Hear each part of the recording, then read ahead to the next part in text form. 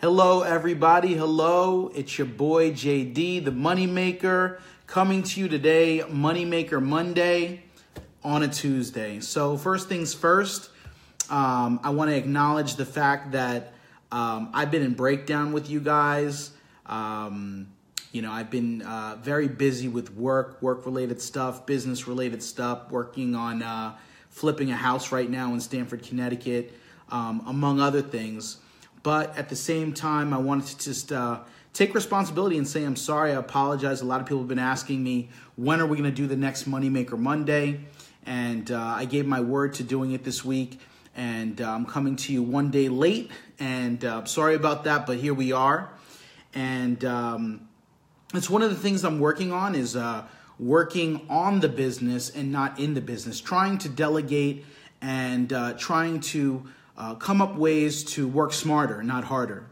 And that's exactly the segue that I want to talk to you about. What's up, Yelena?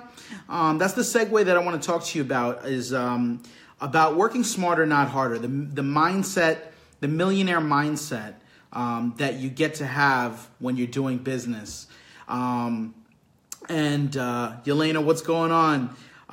So basically, one of the things that specifically that I want to talk about is the mindset of a technician in business versus the mindset of an entrepreneur in business. And I think that, we kind of just put everybody in the same category. I'm a business owner, you're a business owner, and we leave it at that. But there are some distinctions that I want to draw today, specifically about being able to delegate responsibility, how to increase and expand yourself in ways where you can get a lot more work done in any given day, and just work more efficiently. And, before I go any further, I just wanted to kind of address why people, before I get into why people get into business, because I want to talk about that, why people start businesses, but just finishing up my last point, folks, this is about lifestyle. Nobody gets into business to just have a job where they work 80 hours, but now they do it for themselves instead of doing it, for a boss. It's not about just being self-employed. It's about being a business owner. There's a difference between being self-employed and being a business owner, because being self-employed, you can still feel very much like you have a job. And I see a lot of small business owners that consider themselves small business owners, but they're really working as people that are just self-employed. And that's different. That's not the same as being a business owner, in my opinion. So we're going to talk more about that. First, I want to get into the start of why do people start businesses? Let's start there.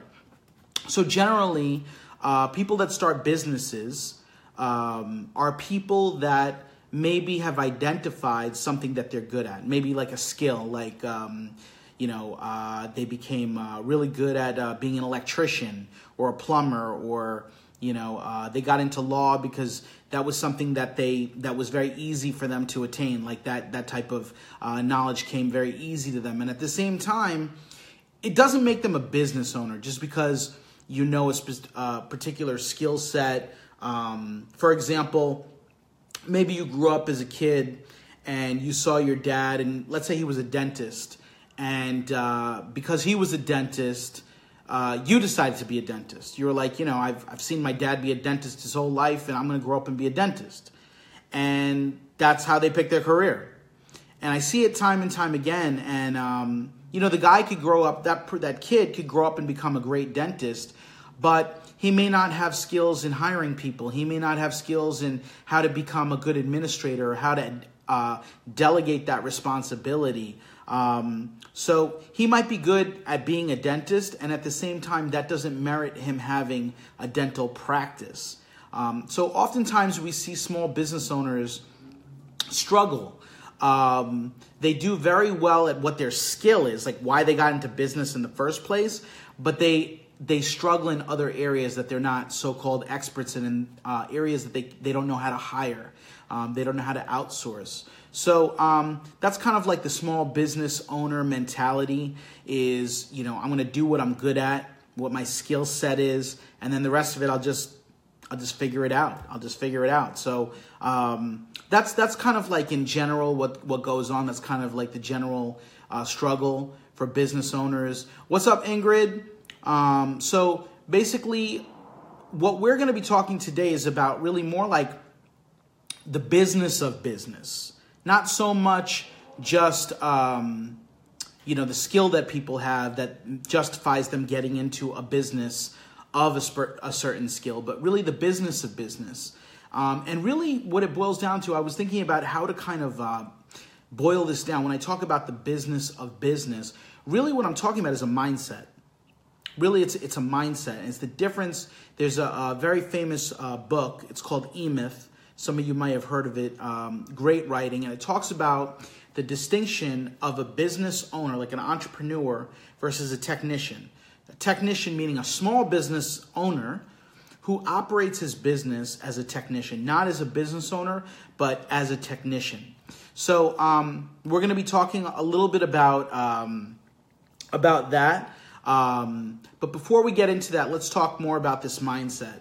So intuitively, I would say that a lot of people, one of the things that they struggle with is they inherently know what it is that they need to do. Like if, for example, if you were that dentist that was operating a chamber and you were working, 60 hours a week as a dentist and other parts of your business were struggling, you intuitively know, I think in many cases, small business owners intuitively know what to do, but for whatever reason, they don't act upon it. And I want to kind of get into this issue of the things that we intuitively know in terms of our mindset, that we intuitively understand, but then we don't put it into action. We don't actually implement it. So you might know right now, I'm sure each and every one of you watching and who will watch later intuitively knows something that you should be doing in your business to start your business or to continue your business, and you haven't done it. So the question is why? Why is that you have, even though you intuitively know what you need to do, you're not doing it? So I have something. It's one of the things that my coaches have actually given me. It's a 7-step process in making a decision, because many times it's really about just creating a system, having a system in place that is going to help you be more decisive and really follow that intuition, follow that gut that is telling you what exactly you need to be doing. So the 7-step process kind of works like this. These are the 7 steps. And if you want to write it down, write it down. I wrote this down. It was something that was valuable to me. Maybe it'll be valuable to you. The 7 steps to making a decision. So the first step in making a decision is, does the opportunity make sense? So you have an opportunity. Let's say you work in some type of business, maybe it's your own business, and you want to make the business more efficient, you want to expand on something, and you're asking yourself the question number one, does the opportunity make sense? Does it make sense? If I was able to put this in action, would it actually make sense to do so? So does the action make sense? What's up, Morgan? Long time, man. Long time no see. Welcome. So does it make sense? Hey, Anu. So once you can justify that, yes, it makes sense, the next thing you want to ask yourself is it logical? And I'm going to run through these pretty quickly because they're pretty self-explanatory. So number 1 is, does it make sense? Does the decision make sense? Number 2 is it logical? Is this decision logical? Does it logically pan out? Does it make sense logically? Number 3, is it profitable? Is this business decision going to make me money in the short run or in the long run? Is it something that's going to have benefits? Chances are, if you've thought of it, that's why you've thought of it, is because ultimately it's going to make your life easier. It's going to make you more profitable as a company. And once you can kind of like justify these 3, if the opportunity makes sense, if it's logical, and if it is profitable, then we get into kind of like the legal aspect. The legal aspect is, number 1, is it moral? So this is step 4, right? So number 1 was, is this an opportunity? Does the opportunity make sense? Number 2 is it logical? Number 3 is it profitable? And then we get into like more the legal stuff. Is it moral? That's number 4. Is it moral? Is it ethical? Number 5. Is it legal? A lot of things are ethical and moral, but they might not be legal. Or, like we all have interpretations of what is good and what is bad. But, then there's the law that kind of like determines, that's kind of like has the final say. So number 6 is it legal? The business move that you're trying to make, is it legal? And then finally, number 7 is, do you want to do it? So if it fits these 7 criterias, then you do it. No questions asked. And this is the 7 steps to making a decision. So I'll run through it one more time really quickly for those of you that didn't get it the first time. So number 1, does the opportunity make sense? Number 2, is it logical? Does it logically make sense? And number 3, is it profitable? That's the reason why we do anything in business, right? Is because we're here to make a profit. At the end of the day, it's not about having more clients. It's not about making more friends. It's about making profit. That's why we got into this business, for money and lifestyle. So is it profitable? Once you get through those first 3 that kind of qualify it, then you go to the legal aspect. Number 4 is it moral? Number 5 is it ethical? And number 6, finally, is it legal? Because it could be moral and ethical and not be legal. Because it could be more ethical to you. But ultimately, by the rules of the law of our society, is it legal? And finally, do you want to do it? Because I find that people don't do what they need. They do what they want. So what do you want? That's the real question to ask, is what do you actually inherently want? So once you can get clear on these things, you can make a decision. And to the extent that you can make a decision in a faster, quicker, more decisive way, and you get to trust your gut, and you get to have a system in place that's going to actually be like a checklist for you on how you get to determine, then there's no looking back. Because in life, success is never in the decisions you make. That's what we think. We make a decision and then we kind of worry. How many of you worry? You worry about whether you made the right decision or the wrong decision. Right? That's typically what we do. And inevitably, that's where we fail. We fail because we're looking back at the decision we made instead of looking forward at taking the committed action that we need to take, being decisive, not second-guessing ourselves. Because the success is never in the decision we make. We overrate that. The success is in what are the actions that you take, what is the commitments that you take that are in alignment with what you say you want.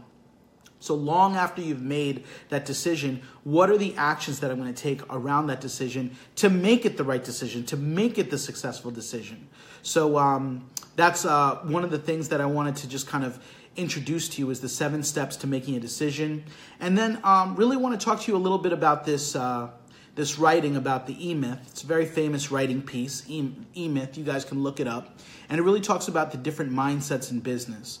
And 2 mindsets that they really distinguish is the mindset of the entrepreneur and the mindset of the technician. So what is a technician? When we talk about technician is somebody that's got a skill and they basically use the skill, and it becomes like a version of self-employment. They can take this technician skill and they can open their own business, but doesn't make them business owners. Doesn't make them successful business owners just because they have a skill that they're now monetizing privately. Okay? So the technician mindset is one of somebody that has a job, that still has a job, but now is in business for themselves. So technician, and chances are you were raised by a technician. Chances are your parents were not entrepreneurs. And listen, I'll give you a perfect example. My mom and dad have been doing business pretty much their entire life. Doesn't make them necessarily business owners. And what I mean by that is they have a technician mindset, not in all aspects of life, but in certain aspects of business. My parents have a very technician mentality. And I'll give you an example. Technicians, what do they value? What do technicians value? Technicians value don't get into debt, right? Don't get into debt is a technician mentality. That's a small business owner mentality as opposed to an entrepreneur mentality, going into debt. Don't go into debt. Another thing that a technician might say is go to college. Go to college, get an education. Another thing a technician might say is, get a good job after you come out of college, and then that company will take care of you. Okay, these are old school, very traditional based things that we've been fed our entire lives. Go to college, don't get into debt, save money, get a good job, and someone's going to take care of you. Put money in a 401k. That's a technician talking about savings, retirement, and this is kind of like the old model that's kind of slowly dying. This mentality, this notion that a company is going to take care of us, that we can hide behind our 4-year degrees and actually, that somehow we're going to be taken care of just because we're educated, or just because we're contributing to a 401k, that money is going to be there when we retire, or just because we stay out of debt, that's the right mentality to get us to the promised land. So that's a small business mentality, the technician mentality. And now I want to kind of like cross-reference and compare it to the entrepreneur mentality. So let's first talk about the entrepreneur mentality when it comes to debt. People have a huge thing about debt, and we're seeing it on commercials. Get out of debt, debt consolidation, debt. Like debt is like this bad thing. But as far as entrepreneurs go, there's a difference between good debt and bad debt, and it's a mentality. What is bad debt? Bad debt is when you're buying things that have that are depreciating assets. Okay? Once again, when you are buying things that are depreciating assets. What's a depreciating asset? An example might be a car. You pull that thing right out of the dealer and you've already lost $3,000. A car is not an asset. People buy clothes, bags. You guys have an understanding of what is a depreciating asset. And, there's been like a decades-long debate about whether your home is really an asset. And I'm here to tell you that, in my opinion, your home is not your asset. People think that they have equity in their house and that they can just pull equity out of their house, but try and lose your job and pull equity out of your house. Let's see if the bank, after you can't make 3 payments, is going to actually refinance you, or if some third party, when they start doing background checks on you and they find out you lost your job, if they're going to actually let you pull money out of your house. What's up, Ivan? Good to see you too, man.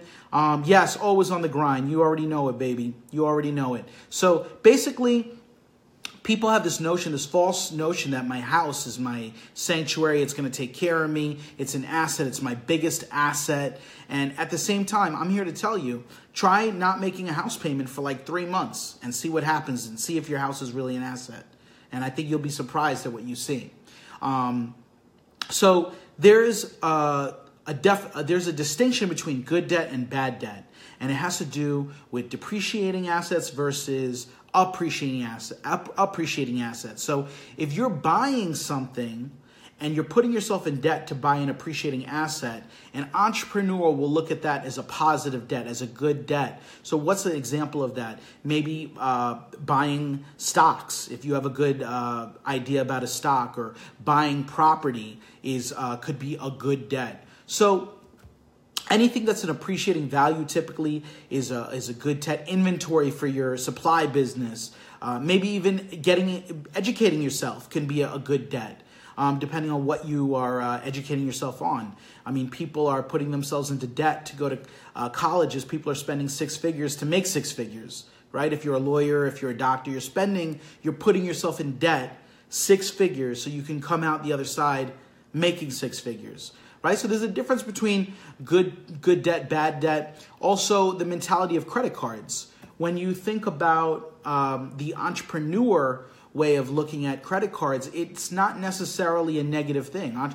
Businesses have business credit cards, and they use it. They use credit cards, and I'm here to tell you, credit cards are your friend. We look negatively at credit cards, but credit cards are your friend. Credit cards are like your private business partner. And you could get cards now. I mean, my God, you can get Amex card, 0% APR for 15 months, 24 months. And again, it comes down to how are you using that card? Are you using it to create depreciating assets, or are you using it to create appreciating assets? So as entrepreneurs, especially like in the real estate game, we're constantly buying things we can't afford. If you think about the whole premise of being a real estate investor, the whole power of leverage, the whole premise is that you are borrowing money because you can't afford to pay cash for it. And that is the basic premise of being a real estate entrepreneur. So you are deliberately putting yourself in debt, good debt, not bad debt. And again, it comes down to a mentality. A technician, a small business owner who's a technician will say, well, I'm not going to do that. I'm not going to put myself in debt. I'm not going to get credit cards and put myself in debt, because credit cards are a ripoff. Credit cards they're trying to sucker you in to buy all this stuff. And they're making it sound, these small business technician entrepreneurs, these technician business people are making it sound like it's a scam, or like that they don't trust the credit card company. But if we could be honest, and we're all about, this is the moneymaker inside, so we're all about being honest. The truth of the matter is that they don't trust themselves. They don't trust themselves. And that's the reality, is that they don't trust themselves to be responsible with a credit card, to understand and use their discernment to distinguish what they should be spending on that credit card and what they shouldn't be spending on their credit card. So I'm here to tell you that's one of the things that is really big for me when people say credit cards are the enemy, or the bank, your bank is your enemy. Your bank could be your best friend. Your credit cards could be your best friend. It's like your plastic partner. So I would look into, once you have a business plan where you require cash, as long as you can justify that cost, as long as that cost is factored in to the business model, to the expense side of your business model, as long as you're profitable, it's okay to put yourself in good debt. So utilizing credit cards for good things, this is a mentality that entrepreneurs have, whereas the small business owner, the technician business owner, thinks that all credit cards are bad. So, and this is not necessarily our fault. Like all our lives we've been, taught this. Our parents have taught us to save. Our parents have taught us not to get into debt. And we're kind of like dewiring, and fighting tradition. And it's really hard. Even for me, it's hard to I'll tell my mom what I'm doing. I'll tell my parents what I'm doing. And they'll be like, be careful. Don't put yourself in debt. Make sure you save. Make sure you're putting away money every single month. And it's just the same rhetoric. And, they're saying it for our protection because they feel like that's the best advice they can give us. And at the same time, they really don't know. Because the biggest business owners in the world are continuously putting themselves into debt, are continuously leveraging their position. And if you think about real estate, just think about real estate. Most real estate deals start with creating debt. So you borrow money, right? This is like every building owner of residential properties, commercial properties, they all started this way. They borrowed money. Then what did they do? After they borrowed money, they bought a building. Then they increased the rents. Then once they increased the cash flow, then they're able to go back to the banks and borrow more money. Then they take that money, and what do? They buy another building with it. And then what they do is they take that building and they raise the rents and they increase the cash flow, and then they borrow more money. And it's not that simple, but that's the basic premise. So if you love to make a profit, and the way to make a profit is by investing, and the way to invest is by finding the deal and putting yourself in debt, then why don't we love debt? Why don't we love the whole process of putting ourselves into debt? Why don't we love expenses? And again, I just think it's just really about this tradition that we're fighting, this unbugging of of all these social constructs that we've been fed our entire life. And I wanted to talk to you about savings. Savings is another thing that is in many ways is overrated. And I want to talk to you about savings versus creating a passive income. Okay, so there's only 3 types of incomes you can make. The only 3 ways that you can make money is active income, which is like working a job, working a business, basically whatever money you can make now. That's active income. That's your today money, right? Then there's passive income. Passive income is, your real estate investments, your rental properties, anything that creates a residual income, an ongoing income that if you stop working your job or even your business, that you can depend on that passive income. That's number 2.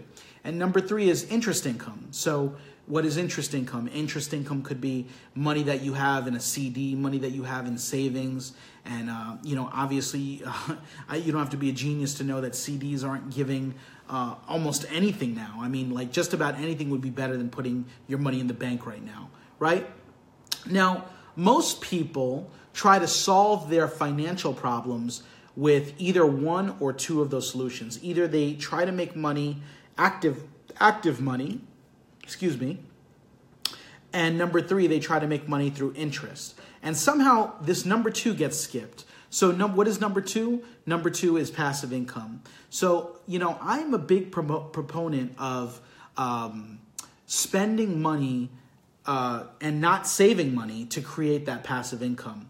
And the reason I say that is because, people think that they're going to get to retirement by saving money, by putting money away in their 401k, putting away money in retirement savings plans and so on and so forth. But I'm here to tell you, historically, if a 401k is yielding you 7%, 8% interest, just remember one thing. Inflation in the United States, and it's even more in countries like India and other emerging markets, but in the United States, inflation is at 5.5%. And I don't care what the numbers are, that's the inflation numbers. You can look it up. Inflation is at 5.5%. Now, one of the key things to know is that back in the 80s, and some of you guys know this already, that when they were calculating inflation, they took out 2 major components, and that's food and gasoline for your car. So, by eliminating those 2, that skewed the numbers. So we know at the very least inflation is 5.5% in the United States. And it's more if you're watching Moneymaker Monday today and you're living in another country. I'm telling you, like if you live in India, it's even more than that. And you know that firsthand. So if you're making 7%, 8% in a 401k, but inflation is operating at 5.5% or more, and then on top of that, you're paying 0.5 point every quarter to Fidelity, to manage your money, as if Fidelity can manage your money better than you could manage your money, right? Because that's why you're giving it to Fidelity, because they can do a better job than you, according to you, right? So let's say you're giving them 0.5 point a quarter, so you're giving them 2% annually a year. You are literally making nothing in that 401k. That 401k is more like a forced savings, but it's not yielding you anything. You're pretty much just kind of keeping up with the rate of inflation. And this is the fallacy. Again, we're fighting tradition because, right now you might be resisting what I'm saying, and you might be saying to yourself, no, JD, my parents told me, my boss told me, my coworkers told me, put it in the 401k. That's the best solution for me. All right, if you think so, but just some statistics, just pull out an inflation calculator. Google inflation calculator, and these are just some stats. If you take what $1 million is today, and you multiply it, and you compound interest that at 5.5% for adjustable to inflation, that is the same as $1 million will be worth in 20 years, $200,000, what $200,000 is today. So I'm going to repeat that. $1 million. People are trying to save $1 million. That's like one of these numbers that I hear all the time. Oh, if I can retire and I can save $1 million, then I'll be fine.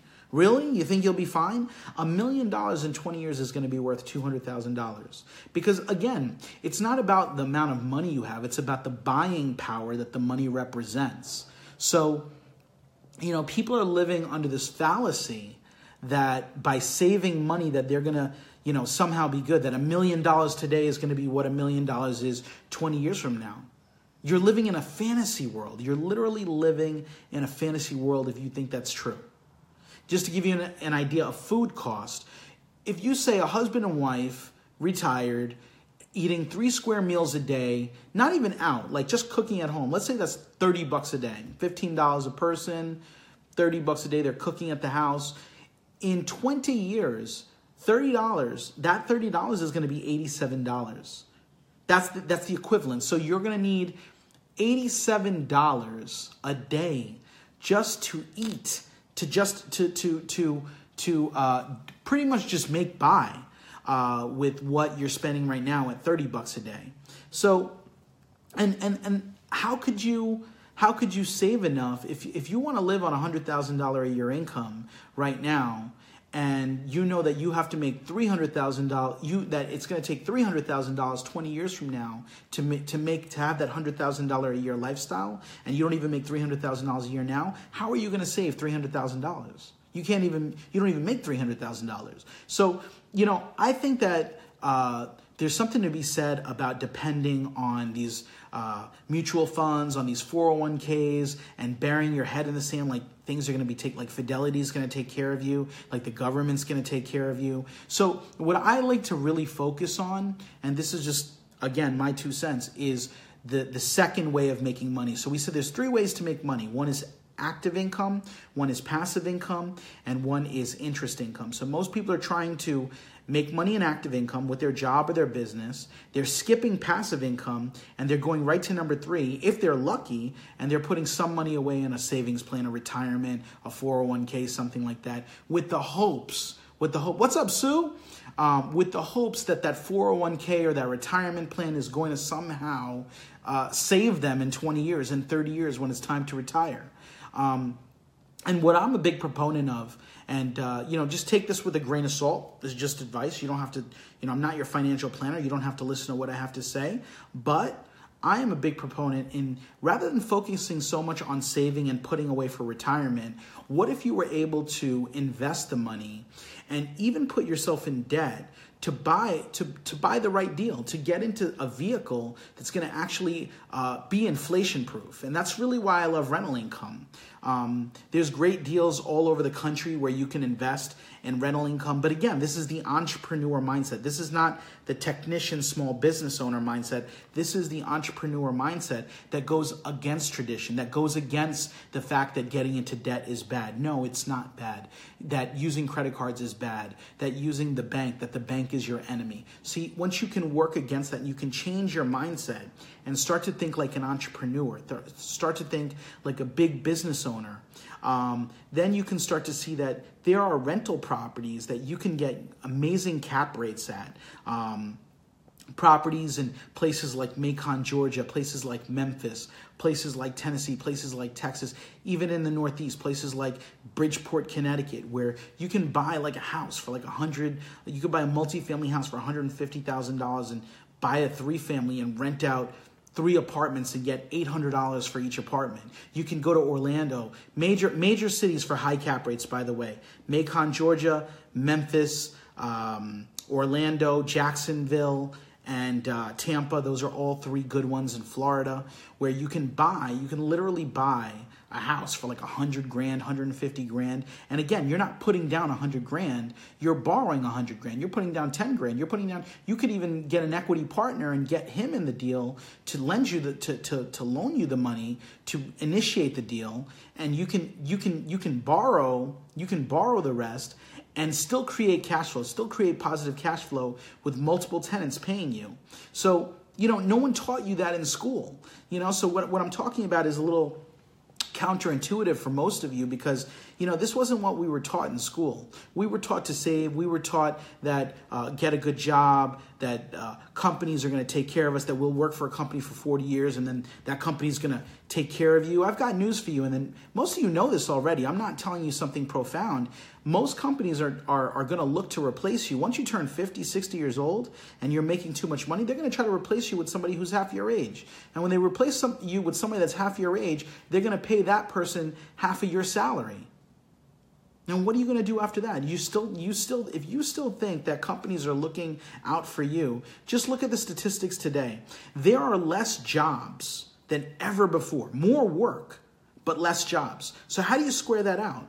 The truth is that companies today are hiring more consultants than ever before. There's more people being 1099 than ever before, because companies just don't want to have all these people on their books. They don't want to have all these people on their payroll. It's just easier for them to invoice somebody and call it a day. So you got to be able to read the writing on the wall. Whether you're an entrepreneur in business, or you just have the mindset that, you know what, I am not going to depend on this job forever. If you're working at JLB, that I'm going to take money and I'm going to invest it. I'm going to invest it in real estate. I'm going to invest it in things that I've studied, that I've done research in. I'm willing to put myself in debt if I have to, good debt, appreciating assets, not depreciating assets.